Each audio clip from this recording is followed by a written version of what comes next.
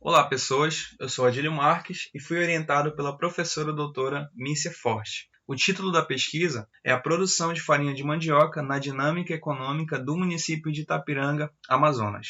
A mandioca está ligada diretamente à nossa identidade, aparecendo em destaque em vários momentos da história nacional, como foi o caso da primeira Constituição Nacional que tivemos em 1824, apelidada carinhosamente como Constituição da Mandioca. De acordo com o IBGE, em 2019, a estimativa da produção de raiz de mandioca foi aproximadamente 19 milhões de toneladas, cultivadas em uma área aproximada de 1,2 milhões de hectares, tendo esses estados como os principais produtores. Na atualidade, a cadeia de produção e o comércio da farinha está no cerne das famílias de pequeno e médio porte rurais, principalmente pela identidade cultural desta prática. O objetivo geral da pesquisa foi compreender a relação entre a produção de farinha de mandioca e a economia do município de Itapiranga. Para tanto, foi preciso promover a compreensão dos conceitos de geografia econômica ligados à pesquisa, identificar os atores sociais envolvidos e as formas de escoamento da produção, apresentar a contribuição do produtor de mandioca e como está inserido na dinâmica econômica do município, e apontar os aspectos positivos e negativos ligados a esta produção no município. A nossa metodologia foi pautada na metodologia proposta por Libor, que define a pesquisa através de 4 níveis, sendo o primeiro o nível compilatório, a coleta e a compilação dos dados. Depois vem o nível correlatório, o qual a gente vai correlacionar esses dados aos seus diferentes momentos na pesquisa. O terceiro nível é o nível semântico, onde ocorrerá uma análise dos dados e a interpretação desses dados obtidos através do trabalho de campo. E, por fim, o nível normativo, onde vamos organizar a distribuição espacial da produção e a sua relação direta ou indireta à economia de Itapiranga. Aqui temos o mapa da localização do município de Itapiranga. Como podemos ver, está localizado na região nordeste do estado do Amazonas. Agora chegamos aos resultados e discussões. Montamos este perfil mostrando a cadeia de distribuição da farinha de mandioca. O primeiro momento é justamente do plantio à sua produção, onde esse pequeno produtor familiar, ao ter o produto final em mão, que é a farinha, ele vai transportar, distribuir e vender.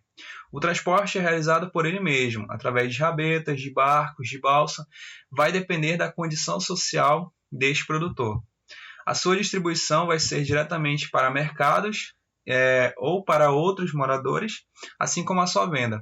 A sua venda pode ser diretamente para o consumidor final ou através de feiras, mercados, mercearias ou comércio varejista, que também vai levar ao consumidor final. A influência da produção de farinha de mandioca na economia local está ligada diretamente na venda de produtos para moradores próximos, que esta é realizada através de encomendas. É importante frisar que a venda também é feita através de litros e não por quilos. Isso é uma prática muito comum nos interiores, apesar da farinha ser um sólido, ser vendida através de litros. E é importante mostrar também que é vendida através de sacas. As sacas elas contêm aproximadamente 70 litros de farinha. A farinha também é utilizada como moeda de troca. Isso é muito comum em moradores de regiões que não têm uma certa condição para comprar algum produto e acabam trocando aquilo que eles têm de sobra para conseguir o que eles não têm. Uma prática conhecida como escambo, há muito tempo utilizada no nosso território. E, por fim, na produção de farinha de mandioca, há ainda contrato de mão de obra extra. Apesar a produção de farinha ser totalmente familiar, todos os familiares estão envolvidos na produção. Às vezes há necessidade de contratar uma pessoa externa para que haja uma produção mais rápida e no prazo mais curto. Existe uma relação harmoniosa entre o abastecimento do comércio e a propagação da cultura da farinha de mandioca, porque apesar de que a produção de farinha seja para fomentar uma renda e para fomentar uma subsistência, também existe a propagação dessa prática cultural que há muito é realizada.